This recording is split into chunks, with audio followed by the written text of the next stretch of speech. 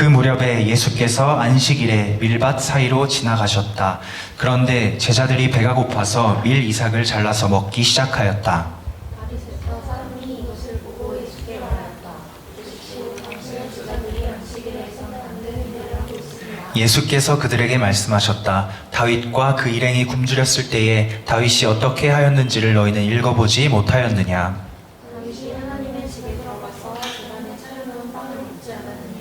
그것은 오직 제사장들 밖에는 자기도 그 이름도 먹어서는 안 되는 것이었는데 말이야. 또 안식일에 성전에서 제사장들이 안식일을 범해도 그것이 죄가 되지 않는다는 것을 율법책에서 읽어보지 못하였느냐?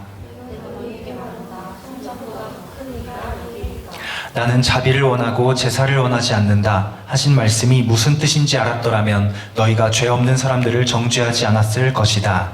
인자는 안식일의 주인이다. 아멘.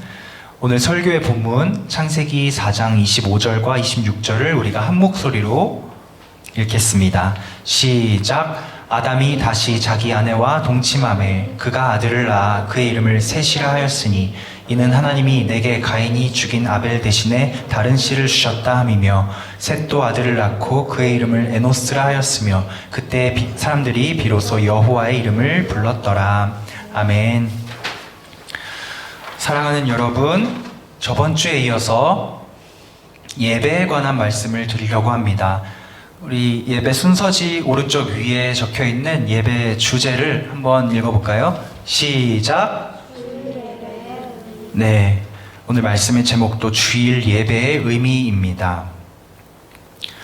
우리가 주일에 예배를 모여서 이렇게 드립니다. 왜 주일에 모일까요? 그리고 분명 우리가 보고 있는 창세기, 출애굽기, 레위기, 민수기, 신명기 이 5경 안에는 하나님께서 이스라엘 백성에게 주신 예배하는 방법들이 상세하게 나와 있습니다. 그런데 우리는 그렇게 예배하지 않습니다. 그 이유는 또 무엇일까요? 우리가 지금 이렇게 주일에 모여서 함께 예배 드리는 이 모습이 어떤 의미가 있고 왜 하나님께서 이 예배를 기뻐 받으시며 이 예배의 모습을 통하여 우리가 어떻게 은혜를 받을 수 있게 된 건지 그 유래와 그 원리와 그 역사에 대해서 오늘 한번 살펴보려고 합니다. 여러분, 이런 말씀 들어본 적 있나요? 그리스도인이라면 주일만큼은 예배해야 되고 주일만큼은 다른 어떤 일이 있어도 꼭 교회에 나와서 예배 드려야지 라고 하는 말 들어본 적 있는 사람? 하나, 둘, 셋, 2명. 예배를 주일에 나와서 교회에서 드리지 않는다고 해서 그것이 죄가 되고 그걸로 인해서 벌을 받고 하나님의 사랑 안에 들어가지 못하는 것은 물론 아닙니다. 그러나 여러분, 주일 예배라는 것이 예수 그리스도를 믿는 그리스도인들에게는 너무너무나도 소중하고 커다란 의미가 있습니다.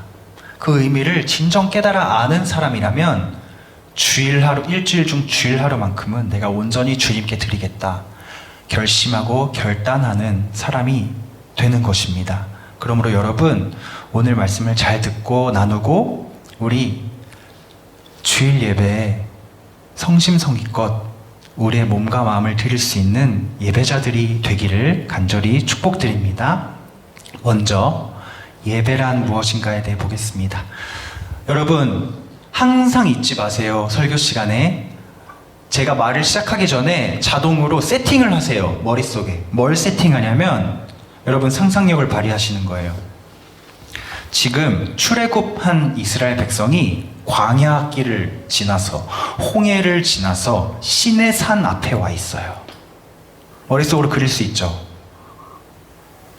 광야, 흙과 돌밖에 없는 광야에 우뚝 솟아있는 큰 언덕, 큰 산, 시내산, 그 앞에 텐트를 치고 앉아있는 200만 명이 되는 이스라엘 백성들, 이걸 머릿속에 기억하면서 하나님이 모세를 통하여 그들에게 말씀을 하고 계십니다. 수련회에서 이집트 왕자라는 영화를 통해서도 봤고 설교를 통해서도 들었고 우리가 여러 가지 십계명을 만드는 활동을 통해서도 하나님이 백성들에게 무슨 말을 하시고 싶은지를 우리가 확인했습니다. 정리해봤어요. 제가 그 말씀을 산 밑에서 듣는 백성들이 어떤 마음일까? 제가 만약 그 자리에 있었다면 이렇게 하나님께 고백했을 것 같습니다. 세상에나 세상에나 이 모든 세계를 하나님께서 지으셨군요. 하나님은 창조주이시군요. 그리고 세상을 지으셨을 뿐만 아니라 나와 또 나와 함께 있는 모든 사람들을 하나님께서 지으셨군요. 그것도 하나님의 형상으로. 하나님께 받은 모든 하나님의 형상으로서의 능력과 힘과 자유를 가지고 하나님을 따라 살면 보기에 너무너무 좋구나. 토브한 삶을 살 수 있는 거군요. 아, 애굽의 바로가 왕이 아니라 태양신이 왕이 아니라 하나님이 왕이시군요. 하나님의 주권을 인정하는 사람은 왕 같은 존재가 되어서 이 세상을 영원히 잘 다스리며 행복하게 살 수 있는 거군요. 제가 이제야 알았습니다. 나는 노예가 아니군요. 나는 하나님의 형상이군요. 태양이 신이 아니었어요. 하나님이 신이었어요. 바로가 왕이 아니었어요. 하나님이 왕이었어요. 여기까지가 지금 이스라엘 백성들이 홍해를 건너 시내산 밑에서 구름기둥 불기둥 인도함을 받으며 배운 내용이에요. 여기까지 배운 이스라엘 백성들에게 하나님이 이제 너희들이 어떻게 이런 모습으로 살게 되었는지 역사를 알려주시는데 그 역사의 첫 장, 창세기 4장에 아담과 하와가 낳은 자녀가 등장하게 돼요. 저번 주 우리 같이 본 이야기. 누군가요? 가인과 아벨. 우리 주향이를 위해 박수 한번 쳐줍시다. 감사합니다. 가인과 아벨. 이제 여러분 가족의 이야기가 시작되는 거예요. 가족의 이야기. 그런데 이 가족은 여러분 그렇게 행복하기만 한 가정은 아니에요.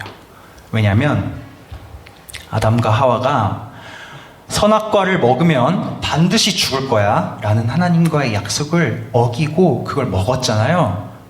그 이후로 이제 죽어야만 하는 사람들이 되어버렸거든요. 에덴 동산에서 누리는 그 행복한 영원한 꿈은 이제 깨져버렸어. 이제 시간이 똑딱똑딱 흘러감에 따라서 매 순간 죽음이 다가오고 있다는 것을 알게 되었어. 시간의 지배를 받게 되었어.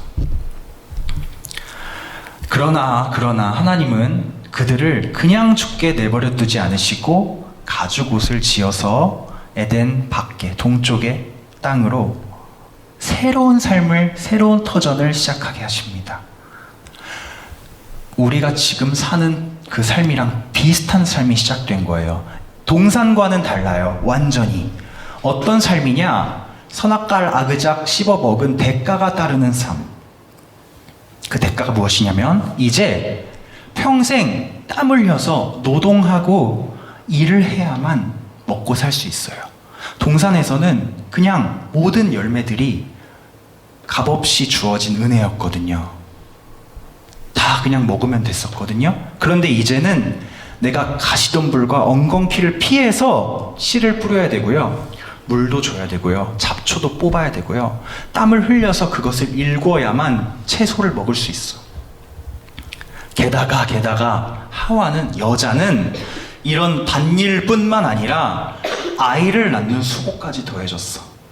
남편이랑 똑같이 농사도 지으면서도 아이를 출산하는 그런 수고까지 더해진 아주 힘들고 어려운 삶. 그 와중에 자녀들이 나왔어요. 가인과 아벨. 가인은 농사를 짓는 사람이 되었고 아벨은 양을 치는 사람이 되었습니다. 그렇게 사람들의 사람다운 삶이 시작됩니다. 지금 우리와 같은 삶이. 네, 여러분 중요한 포인트가 있습니다. 이 가족들은 에덴 밖의 삶에 대해서 점점 잘 이해하기 시작했어요. 시간이 지남에 따라서. 무엇을 이해하기 시작했냐면, 씨를 뿌리고 일정한 시간이 지나면 계절이 변하면서 이 씨가 자라고 열매도 맺고 추수할 때가 오는구나. 이게 똑같은 패턴으로 반복이 되는 거예요. 양이 태어나서 내가 기르다 보면 이렇게 커져가지고 어른 양이 되어서 젖도 짤 수 있고 털도 얻을 수 있는 그런 양이 되는구나. 시간에 반복되는 패턴에 따라서 나의 삶이 이제 어느 정도 질서가 잡혀가기 시작하는 거예요. 우리도 마찬가지죠, 여러분. 1월이 되고 2월이 되고 3월이 되고 4월이 되고 4월이 되면 따뜻해지면서 벚꽃이 피고 그럼 우리 벚꽃 보러 가고 데이트도 하고 소풍도 가고 그때가 되면 중간고사 기간이잖아. 시험도 보고 그러다가 또 시간 지나면 이제 6월 7월이 되면 너무 더워지고 그럼 수영장 가고 여름 성경학교 하고 수련회 가고 또 시간이 좀 지나면 가을이 되고 단풍이 피고 또 시간이 지나면 단풍이 다 지고 겨울이 되어서 눈이 내리고 이런 계절의 순환, 우리가 안 봐도 알 수 있는 규칙적인 패턴들이 있잖아요. 이제 동산 밖에 살게 된 이 아담, 하와, 가인, 아벨 가족도 그 시스템을 조금씩 이해하기 시작하는 거예요. 그런 와중에 성경이 아주 중요한 에피소드를 탁 집어넣고 있습니다. 그게 무엇이었죠? 저번 주에 본 제사, 하나님께 드리는 예배에 대한 이야기. 나의 삶이 어떻게 돌아가는지 조금 파악이 되자마자 창세기는 하나님께 드리는 제사에 대해서 우리에게 이야기해 줍니다. 여러분, 제이야, 순영아, 병규야, 주양아, 너희는 정말 지금 푸르른 새싹 같은 아이들이잖아요. 중딩이잖아요. 엄청 좋을 때인데, 파릇파릇할 때인데요. 제가 조금 분위기 깨는 얘기를 한번 해볼게요. 여러분도 지금 미래가 창창한 아이들이지만 시간이 지나서 때가 되면 이렇게 늙고 한 단계 더 가서 저렇게 늙고 최종 전가요? 최종 중래쌤처럼 늙고 더 늙어서 죽어요. 사람은 누구나 태어났으면 죽어야 됩니다. 왜냐하면 하나님께서 이렇게 말씀하셨거든요. 너는 흙이니 흙으로 돌아갈 것이니라. 우리는 흙으로 돌아가요. 사람이 죽어서 땅에 묻히면 시체가 썩으면 흙이 되잖아요. 시간이 지나면 우리는 죽는다. 그러므로 우리가 태어나서 살아간다는 것은 곧 죽어간다는 의미와 똑같습니다. 사람에게 있어서 살아간다라는 의미와 죽어간다 똑같아요. 똑같은 곳을 보고 가는 거예요. 죽음 앞에서는 모든 사람이 평등합니다. 모든 사람이 죽음 앞에 두려움과 무력감을 느낍니다. 내가 내 인생의 주인이 아니라는 것을 죽음 앞에서 깨닫게 됩니다. 그리고 그 사실을 깨달으면 이제야 깨달았는데 이제 시간을 잘 쓸 수 있을 것 같은데 그때가 되면 다 늙어서 숨을 거두고 흙으로 돌아갈 때가 되는 거예요. 그런데 여러분, 성경은 지금 이렇게 말합니다. 아니야. 잠깐 내 말을 들어봐. 너희는 말이야, 죽을 수밖에 없는, 흙으로 돌아갈 수밖에 없는 사람들이지만 내가 너희와 맺을 언약식을 통하여서 너희는 나의 소유, 나의 보물, 제사장 나라, 거룩한 백성이 될 거야. 너희는 다른 죽어가는 사람들과는 달라. 너희는 먹고 살기 위해서 땀 흘리고 고생하고 늙고 병들어서 숨 헐떡거리다 죽는 짐승과 별반 다르지 않는 무력한 인생이 아니야. 너희는 하나님의 형상이야. 너희는 선한 하나님을 나타내며 토부하게 살아갈 거야. 내가 반드시 그렇게 만들어 줄게 라고 약속하시는 이 언약의 말씀 중에 그 시작점에 하나님께 올려드리는 제사, 예배가 있는 것입니다. 여러분, 예배를 통하여 우리가 경험하고 얻는 것은 무엇이냐면요. 우리는 생명이 끊어져 죽어야 되는 사람들이지만 우리가 배반했던 그 하나님과 다시 화해하고 다시 대화하고 그분의 영원한 사랑과 생명을 얻고 회복되어서 하나님의 형상으로 다시 온전해지기까지 그분과 교제하고 교통하는 것이 예배의 과정이에요. 예배하지 않는 사람은 하나님에 대한 믿음이 없는 사람이라고 제가 단언할 수 있어요. 하나님을 믿는 사람은 예배하게 되어 있습니다. 왜냐하면 예배하는 중에 하나님께서 우리를 찾아오시고 우리에게 말씀하시고 우리를 새롭게 하시거든요. 오경 중에 세 번째 책이 레위기입니다. 창세기, 출애굽기, 레위기. 레위기 안에 이스라엘이 하나님 앞에 어떻게 제사를 드려야 하는지 그 제사의 방법이 아주 자세하게 나와 있습니다. 동물을 잡아서 피를 흘리고 깨끗하게 씻고 각을 떠서 하나님 앞에 태워드린다. 이런 희생 제사가 중심이 된 제사의 방법이 레위기에 나와 있습니다. 우리도 예배를 해야 되는 사람으로서 그 레위기에 있는 말씀을 따라야 하는 사람들입니다. 그런데 여러분, 우리가 그렇게 예배를 하나요? 우리 주일에 예배 나올 때 동물 끌고 오나요? 안 나오죠. 왜 우리가 그러면 성경에 나온 그 예배를 안 드리고 지금 이러한 모습으로 예배를 드리고 있을까? 구약에 나오는 제사랑 우리의 제사는 많이 다른데 우리는 어떻게 이렇게 변화된 예배를 통해 하나님의 은혜를 받고 있을까? 바로 예수 그리스도라는 큰 전환점이 우리 안에 있었기 때문입니다. 여러분, 여기서부터는 너무너무 중요합니다. 제가 잠깐 보드를 가져올게요. 여러분, 이거 우리 신앙생활의 아주 기초입니다. 이거 처음 시도해보는 화이트보드 설교. 여러분 기억했으면 좋겠다는 마음에 우리 수많은 종교 중에서 우리가 믿는 하나님 신앙을 뭐라고 부르죠? 기독교라고 부르죠. 기독교인이잖아요, 우리가. 어색하네. 기독교가 무엇 뜻일까? 아는 사람? 기독교. 교는 뭐 불교, 이슬람교, 기독교. 종교의 교자일 거고. 기독이 뭐야, 그럼? 기독? 기독이 뭐야? 아는 사람? 여러분, 우리가 기독교인인데 기독의 뜻을 알아야 되잖아요. 그쵸? 왜요, 선생님? 왜요? 알아야 되죠. 기독이 뭘까? 여러분, 이거 한자인데요. 우리가 예수 그리스도라고 하잖아요. 이 그리스도라는 말을 한자로 바꿔서, 음을 바꿔서 쓴 게 기독이에요. 어이가 없죠, 살짝. 근데 한자가 원래 그래요. 그럼 이 그리스도라는 말은 뭐냐? 영어로는 크라이스트. 크라이스트 들어봤나요?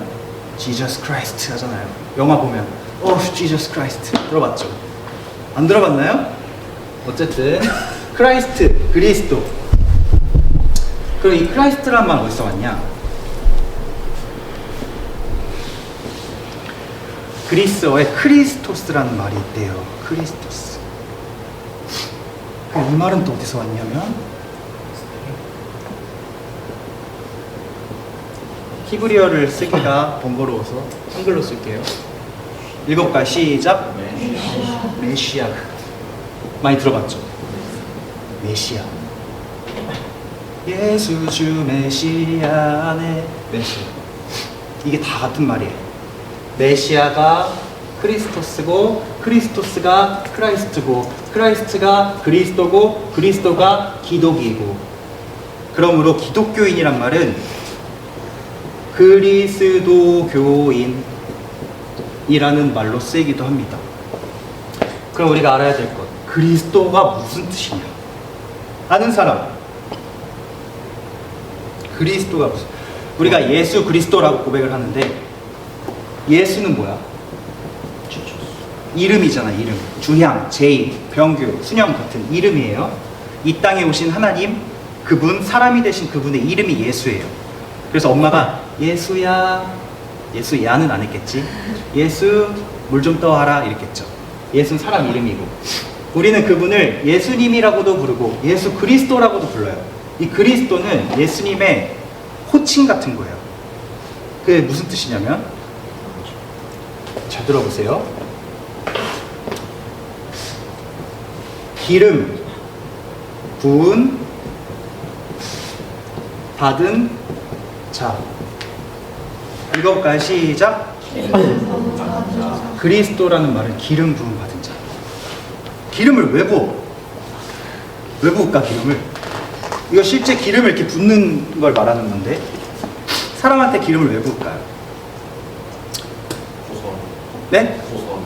뭐라고 하라고? 고소하라고? 아, 식인종인가요? 기름을 왜 붓냐면, 녹화됐다. 메시아가 기름 부은 자라는 뜻인데, 구약 시대에는 여러분, 이스라엘 백성 중에서 꼭 백성을 대표해서 기름 부음을 받는 사람들이 있었어요. 예수님 이전에도. 예를 들면 다윗, 사무엘, 아론, 이런 사람들. 뭐 하는 사람들이냐면 왕, 제사장, 선지자,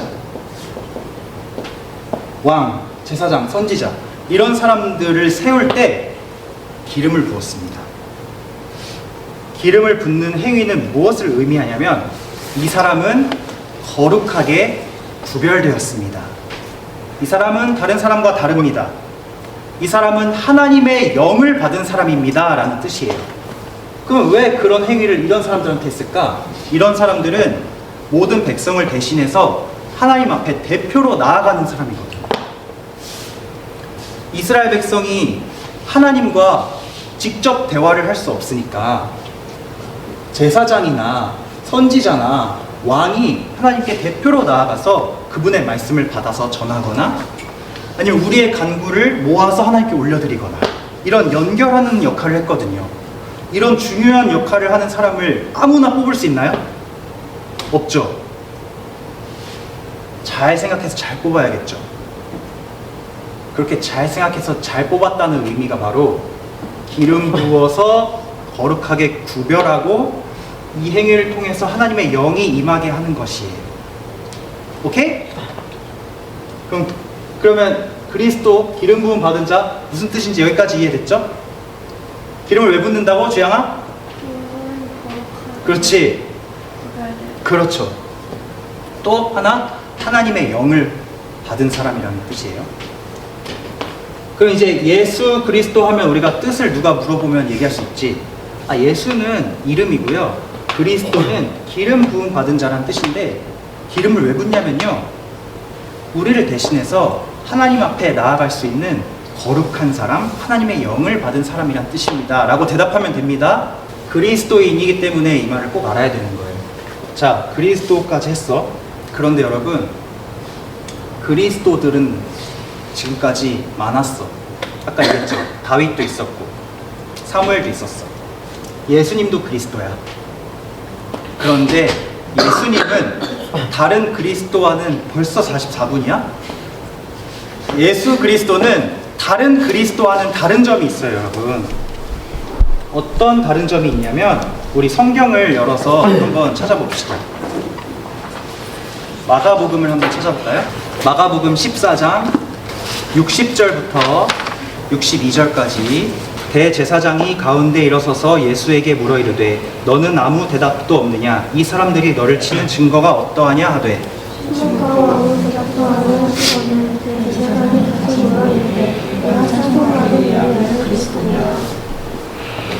62절 같이 읽겠습니다. 시작. 요새가 이르되 내가 보니라 자가 없는 자를 편애하지 못과 하나님을 불평하고 모든 너희가 보리라 하시니. 아멘. 예수님께서 십자가에 달리시기 전에 그를 재판하는 사람, 그를 판단하는 사람이 있었어요. 여러 명 있었습니다. 그 중에 대제사장이라는 사람이 예수님께 물어 이르되 너가 사람들이 너를 지금 정죄해서 너가 판결을 받으러 이 자리에 왔는데 너는 왜 아무런 변명을 하지 않느냐? 라고 물어봐요. 왜냐면 예수님이 침묵하셨거든요, 계속. 예수님이 계속 침묵하십니다.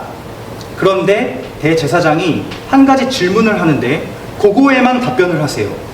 어떤 질문을 하냐면 대제사장이 예수님께 너가 찬송받을 이 아들 그리스도냐? 라고 물어봐요.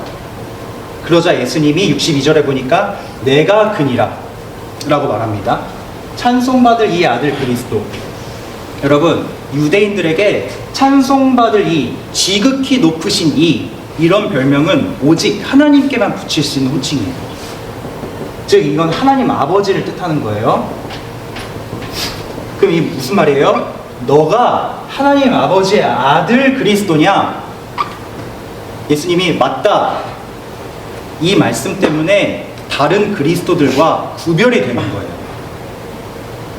다른 그리스도들은 사람이고 연약한 인간이고 구별되긴 했지만 자기의 소명을 다하고 죽어서 흙이 되었던 사람들이고, 예수님은 하나님 아버지의 아들 그리스도이기 때문에 이분은 유일무이 처음부터 계셨고 끝까지 계실 단 한 분의 온전한 그리스도시다. 그러므로 이제 그리스도라는 호칭은 누구에게만 쓸 수 있습니까? 예수님한테만 쓸 수 있는 거예요. 여러분, 대학교 가면 학교 다닐 때 지하철에서 이단들이 엄청 인터뷰도 많이 하고 여러분에게 질문도 많이 해요. 전도지도 막 줄 거예요. 이단들의 특징이 무엇이냐? 교주가 있어요. 교주. 대빵이 있어요. 대빵이 자기가 그리스도라고 말해. 내가 그리스도다. 내가 하나님과 너희들을 이어줄 내가 길이다. 그러니 내 말을 믿고 내가 만든 이 교회를 다녀야 돼. 내가 그리스도야 라고 주장하거든요. 절대 그럴 수 없어요. 그리스도는 이제 오직 한 분, 예수 그리스도, 찬송받을 이 아들 그리스도만이 우리의 그리스도가 되는 거예요, 여러분. 그래서 우리가 예수님을 믿는 거예요. 그분밖에 없으니까. 그래서 우리가 예수 공동체인 거예요. 다른 공동체가 아니라. 그래서 우리가 예수님만을 주님으로 모시고 주님이라고 고백을 하는 거예요. 그리스도라는 말을 다 했어요. 이제 우리가 예수 공동체로서 예수님에 대해서 알게 됐어. 그분이 누구신지. 그분은 유일무이 하나뿐인 그리스도, 온전하신 그리스도다. 근데 그분이 이 땅에 와서 하신 일이 뭐냐? 오늘 조금만 늦게 끝나겠습니다. 평소보다. 괜찮죠? 다음 주 우리 예배가 없어. 중고등부 예배가. 다 다음 주에도 없어. 어떡해. 이거 말해봐. 3주 뒤면 잊어버리잖아.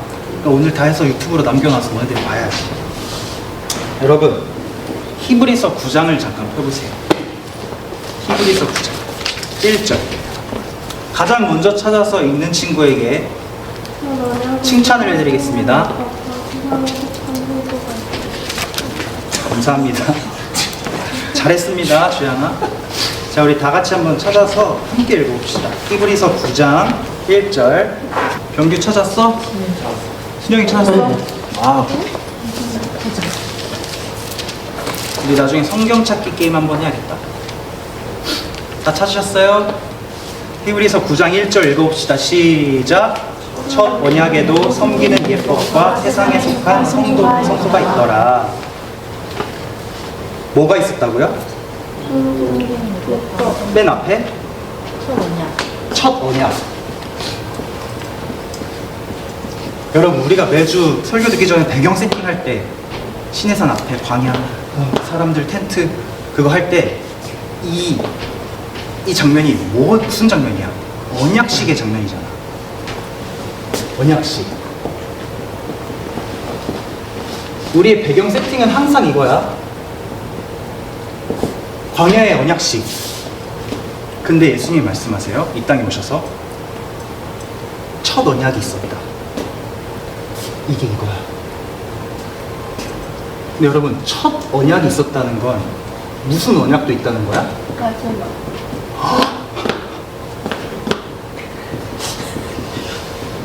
보통 둘째라고 하지 않나? 너 천재인가 봐, 주양.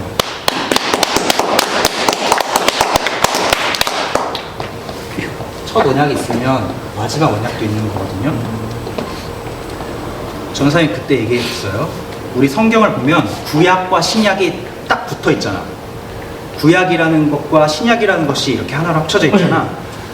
그 구약이 옛날 약속, 신약이 새로운 약속. 그럼 첫 언약은 뭐야? 구약이야, 신약이야? 구약이지. 이건 뭐야? 신약이잖아.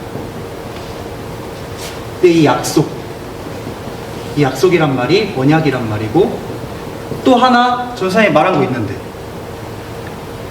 테스타멘툼이란 말에서 왔는데 이게 무슨 의미가 있다고 했죠? 테스타멘툼, 약속, 언약, 이음.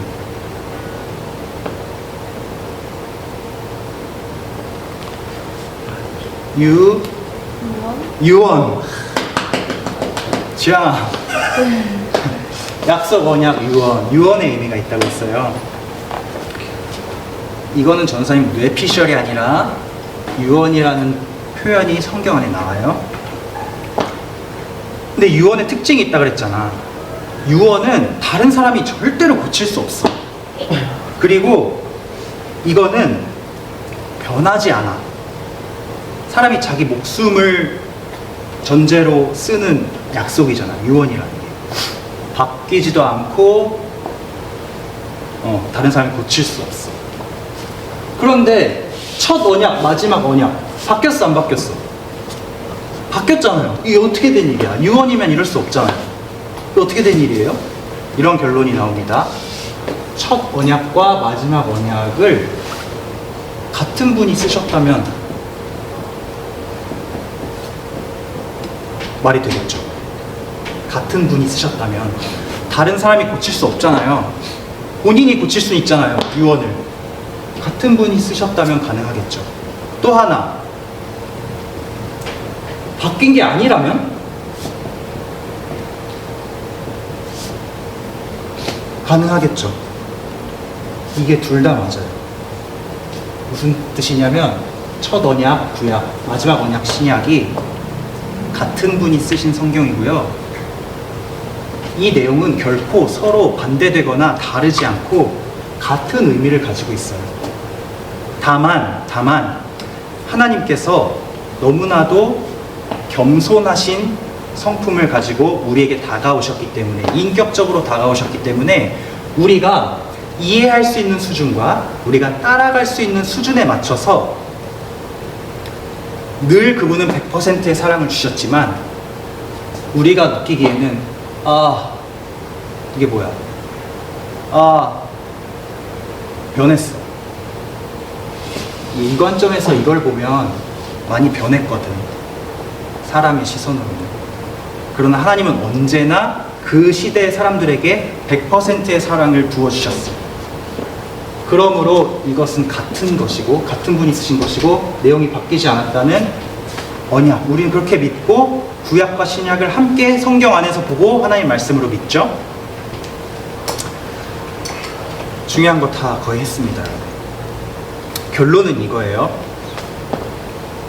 예수 그리스도가 마지막 그리스도, 유일무이한 단 하나의 그리스도시고, 그분이 오셔서 주신 유언, 언약인 신약이 구약과 같은 의미를 가지며 같은 분이 쓰신 거라면 우리는 예수님이 주신 말씀을 통하여 하나님의 모든 우리를 향한 계명과 율법과 사랑의 법을 지킬 수 있다는 말입니다. 한마디로 하면 예수님 말 잘 들으면 돼요. 오케이? 그리스도인들은 예수님 말만 잘 들으면 돼요. 예수님이 뭐라고 하셨습니까? 새 계명을 주노니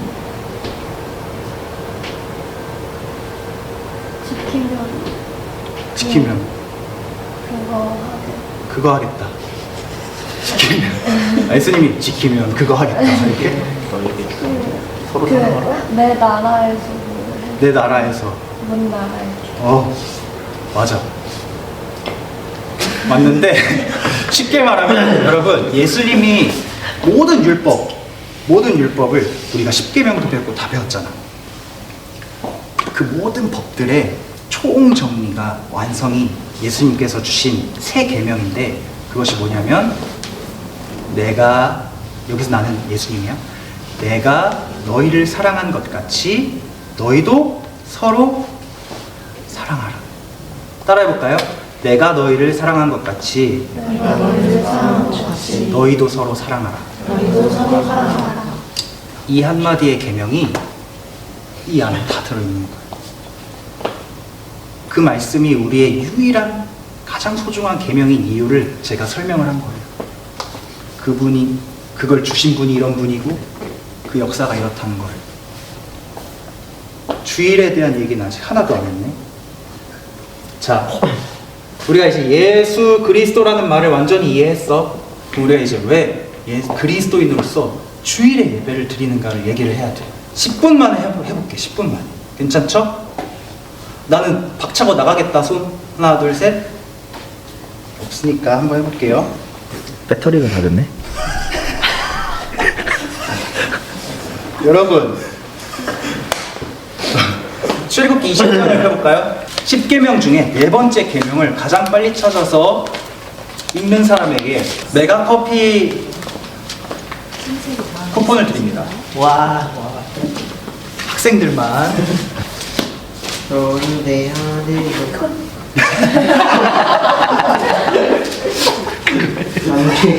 기억하여 거룩하시다. 뭐라고요? 안식일을 기억하여 거룩하게 지키다. 아멘. 신영일 위해 박수. 신영 메가커피. 자, 출애굽기 20장 8절을 우리 다 같이 읽어봅시다. 20장 8절 시작. 안식일을 기억하여 거룩하게 지키라. 안식일이라는 말 기억해 두시고 여러분, 안식일과 주일에 대해 말씀드리려고 해요. 주일이란 말은 세상에서 안 쓰는 말이에요. 그쵸? 교회에서만 쓰죠. 주일이 무슨 뜻인지 알아요? 병규야, 주일이 뭐야? 주일. 주일, 우리 일요일을 주일이라고 부르잖아요. 교회에서는. 주일이 무슨 뜻일까? 한쌤, 주일이 뭐예요? 주일의 뜻. 왜 우리는 일요일을 주일이라고 부를까요? 순영아, 우리가 왜 일요일을 주일이라고 부를까? 제이야, 왜 우리가 주일이라고 부를까? 주영아, 우리가 왜 주일이라고 부를까? 주가 뭘까? 주님. 일은 뭐야? 그냥 날이잖아, 날. 날짜, 요일이잖아. 그럼 뭐야? 주일의 날. 주님의 날. 주일은 주님의 날이란 뜻이야. 쉽게, 여러분. 당연히 교회에서밖에 안 쓰겠죠. 주님은 우리만 가진 보물이죠. 주님의 날. 사람들은 요일을 어떻게 이해해왔냐면 여러분, 출애굽한 애굽도 그렇고 고대 중국도 그렇고 바벨론도 그렇고 그리스도 그렇고 로마도 그렇고 옛날부터 사람들은 요일이라는 걸 어떻게 생각했냐면, 우리는 뭐야? 월화수목금토일이죠. 이 사람들은 어떻게 생각했냐면 월화수목금토일로 생각했어요. 똑같이. 그런데 이게 신기한 게 서로 막 만나서 약속을 한 게 아닌데도 역사를 보면 엄청 큰 도시나 고대 문명들에서는 항상 요일이라는 이 시스템을 7일로 이해했고 월화수목금토일로 이해했어. 그게 왜 그렇게 됐냐면 사람들이 옛날에는 하늘을 봤거든요. 우주를 관측했어. 왜 관측했냐면 우주 안에, 하늘 안에 중요한 정보가 너무 많은 거야. 하늘을 잘 보면은 계절도 예측을 할 수가 있고 태풍이 오고 있구나 이런 것도 알 수 있고, 그리고 이런 것도 했어. 점을 쳤어. 별자리를 보아하니 왕의 목숨이 얼마 남지 않았군요 라든가, 별의 움직임을 보아하니 이번 전쟁은 우리가 승리하겠군요 라든가, 이런 점을 쳤습니다. 하늘을 보고. 근데 하늘에 보니까 너무너무 멋있고 아름답고 커다란 행성들이 있는 거야. 커다란 별이. 그게 뭐였냐면 태양, 달, 수성, 금성, 화성, 목성, 토성.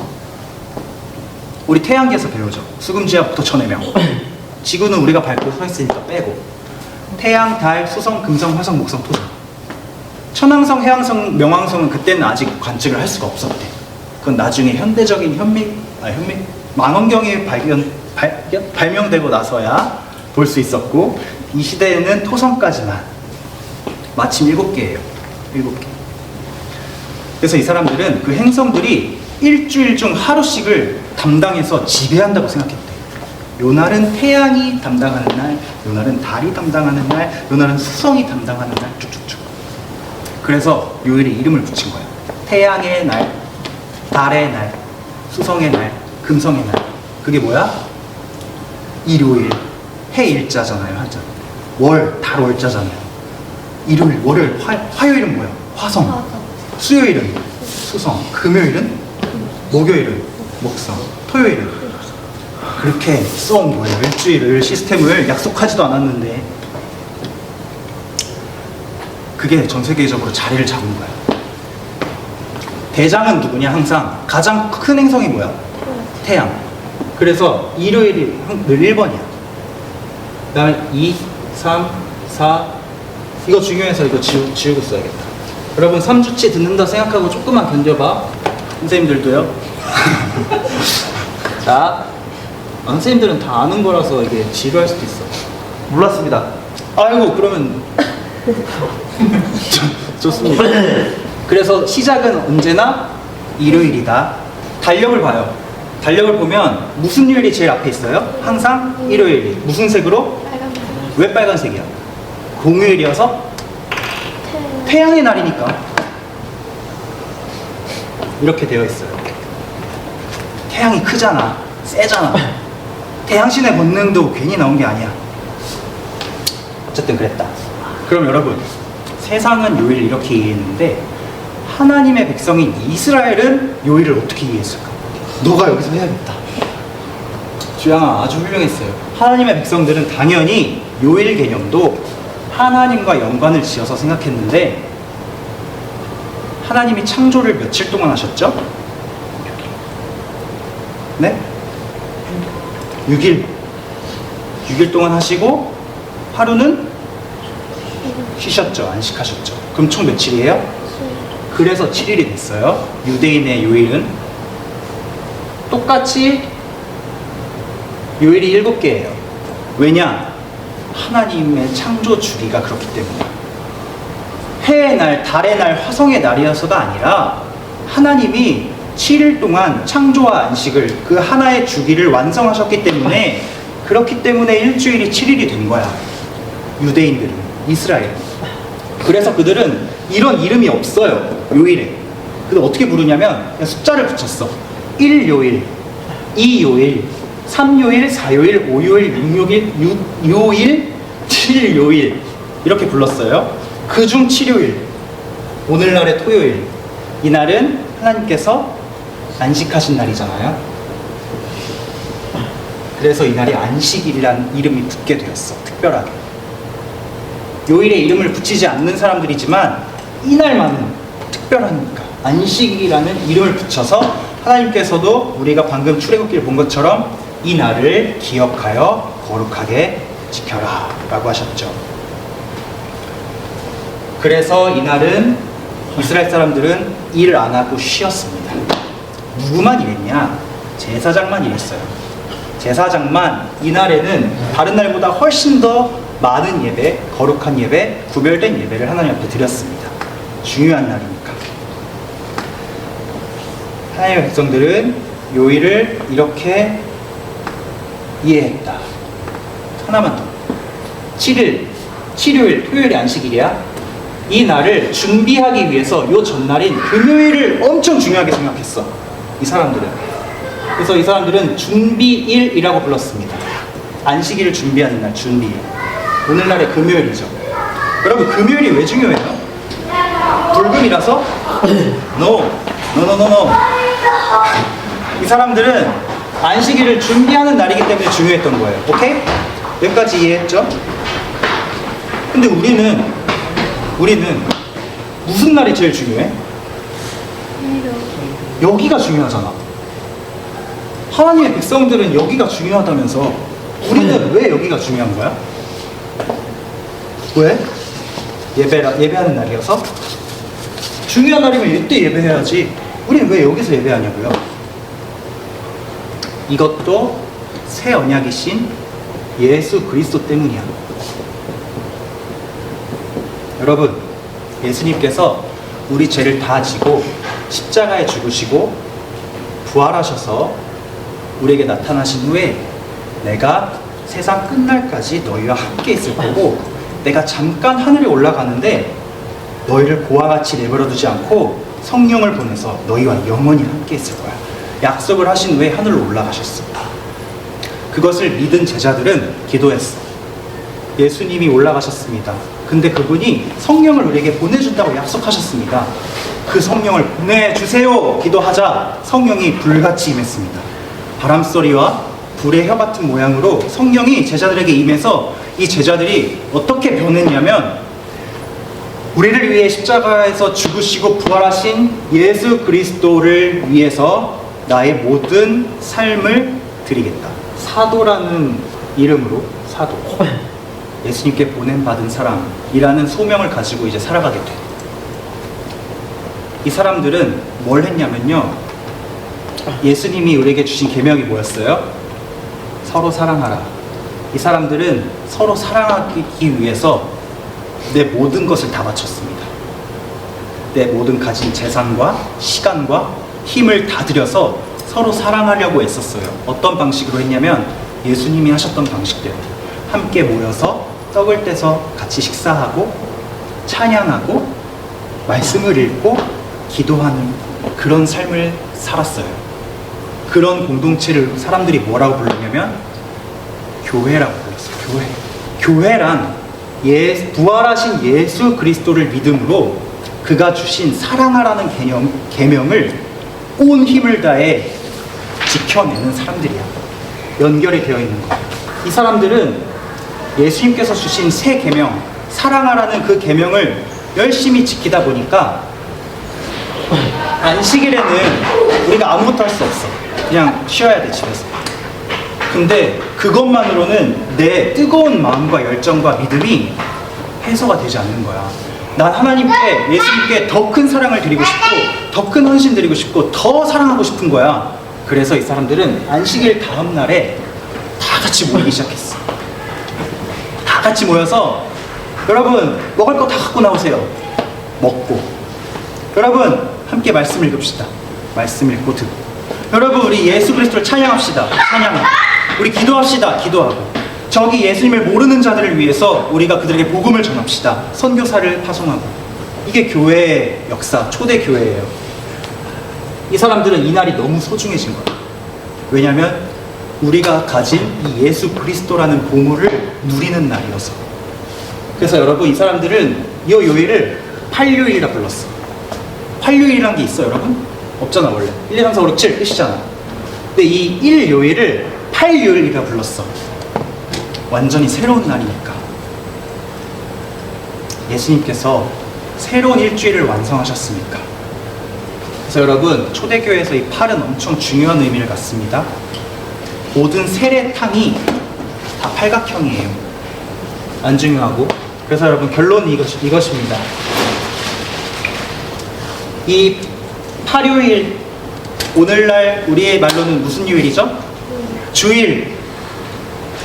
이 주일은 예수 그리스도를 믿는 사람에게 너무나도 소중한 날입니다. 언제부터? 교회가 처음 생길 때부터. 그래서 교회는 이 팔요일에 주님을 찬양하고 주님을 예배하고 말씀 듣고 함께 식사하는 겁니다. 아시겠죠, 여러분? 네. 오늘 되게 중요한 걸 배웠습니다. 첫 번째, 예수 그리스도가 누구신가에 대해 배웠습니다. 그분이 주님이시잖아요. 주일은 주님의 날이잖아요. 주님이 누군지 알아야 될 거 아니에요. 그 주님이 예수 그리스도다. 그럼 왜 주일이 일요일이 되었나? 이런 역사가 있었다.